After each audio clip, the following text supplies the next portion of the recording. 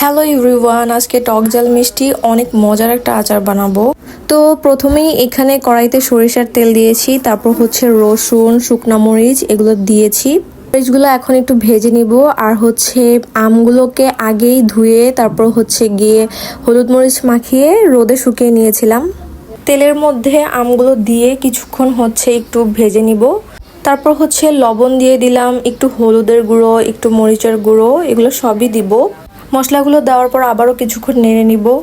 বেশ কিছুক্ষণ ভেজে নেওয়ার পর এখন হচ্ছে চিনি দিয়ে দিব। এখানে প্রায় 3 কাপের মতো চিনি দিয়েছিলাম, যেহেতু একটু টক ঝাল মিষ্টি সবই থাকবে, সো আমগুলো তো অনেক টক, মোটামুটি আর কি মিষ্টি দিয়েছি। চিনি দিয়ে কিছুক্ষণ রান্না করার পরে দেখা যায় যে উপরে এরকম তেল ভেসে ওঠে। তারপর হচ্ছে একটা মশলা রেডি করে নিব। এখানে শুকনো মরিচ, পাঁচফোড়ন, মেথি অনেক কিছুই দেওয়া আছে। তারপর এগুলো হচ্ছে শুকনো করে গুঁড়া করে নিয়ে এখানে আচারের মধ্যে দিয়ে দিয়েছি।